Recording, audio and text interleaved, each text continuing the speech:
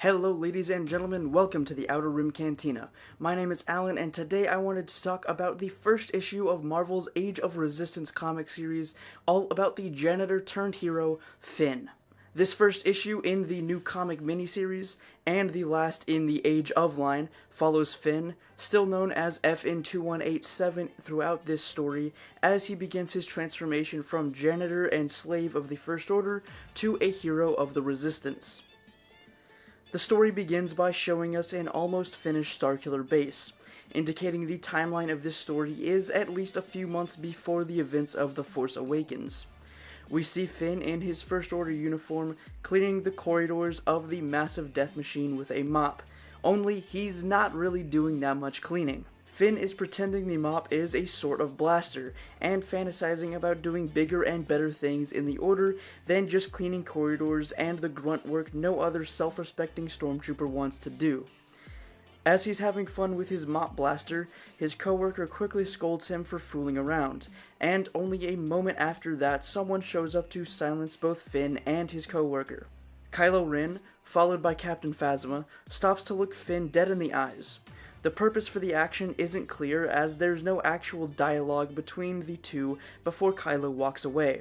Perhaps the dark side was giving him a bit of a hint that this trooper might cause trouble for him and the First Order down the line. Once Kylo was on his way, Phasma is the one to give the janitor a verbal scolding for both fooling around and for saluting Kylo Ren with his mop, a very disrespectful thing to do. After his awkward and embarrassing interactions with Kylo and Phasma, Finn receives some new orders to join a cleaning crew on the lower levels of Starkiller Base. When he arrives, he's greeted by Captain Bray donning full Flametrooper gear and a few other stormtroopers wearing full armor and wielding blasters. Bray informs him that there is some kind of infestation inside the base that the team is needed to take care of, and that whatever was lurking below had killed 2 other stormtroopers and left 1 officer too shocked to think or talk straight. The cleanup crew made their way into the darkness, and soon finds themselves entangled with the infestation that killed the other troopers. Flames and blaster fire light up the hallway, revealing a swarm of bat-like creatures as they attack the group. Bray tries to use his flamethrower to get the creatures off of him, but he's forced to drop the weapon as they swarm him. Finn, meanwhile, picks up the flamethrower and begins shooting fire at the creatures, knowing that his captain would be fine in his heat-resistant armor. Once the creatures were off, Captain Bray didn't appreciate Finn's fiery solution to the problem, and orders him to clean up the corpses of the creatures. When Finn questions the order, he's threatened with permanent sanitation detail, something no one wants to do. Finn discovers that the creatures weren't an infestation, but a species native to the planet the First Order was destroying to build their planet killer. In that moment, Finn wrestles with the conflict inside of him. Does he let the creatures die for the sake of following orders, or should he stand up for them and try to do something to save them from extinction? He decides to confront Captain Bray about relocating the creatures somewhere instead of wiping them out. Bray, now furious with the janitor, orders Finn to permanent sanitation duty.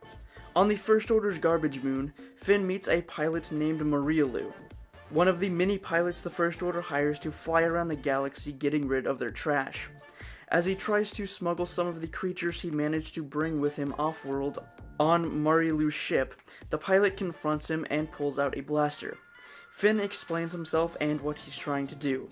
Even though Marialu is indifferent to the First Order, she shows sympathy towards the creatures, revealing that she had already smuggled a few of them to the garbage moon herself, and they had made a nest for themselves. The pair release the creatures Finn had smuggled out of Starkiller Base, and they fly over to join the others in their new home.